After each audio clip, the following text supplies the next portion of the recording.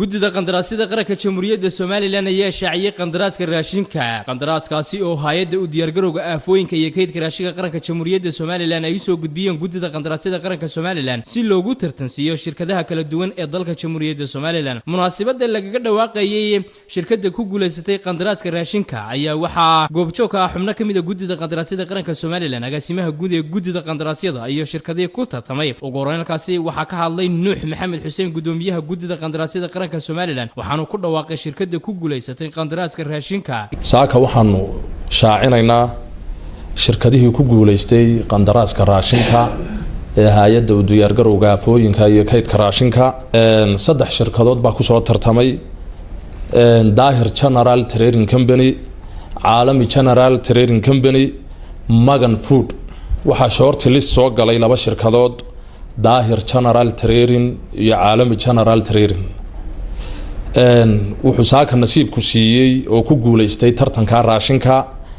Daahir General Trading Company oo uu kaga guuleystay Caalami wuxuu kaga guuleystay silent price-kii loo tartamayay ayuu uga dhawaaday sidaas uu kaga helay Daahirna waxaan leeyahay shuruudaha aad soo qoratay aad kaga guuleysatay Caalami waxa lagaga fadhiyay inaad sidooda u fuliso geesta kalena mudane Faysal Cali Sheekh Maxamed maareeyaha hay'adda u diyaargarowga aafooyinka iyo kaydka raashinka qaranka Soomaaliland ayaa ka warbixiyay qandaraaskan lagu tartamay ee ah qandaraaska raashinka qaranka de u qaabilsanahay wixii gurmada ama abaaro ama hadii Ilaahay badakeeda ku leeyahay hadii duufaano ay dhacaan ama dhibaatooyin ay yimaadaan qaranka ay yimaadaan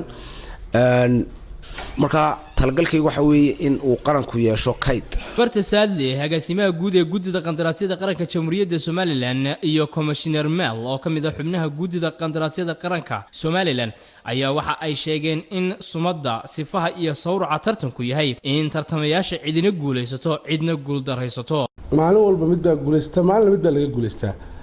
waa sifaha tartanka lagu yaqaan ee tartanka aynu samaysanay waxaan ku shaqeynaynaa hal ku dhaga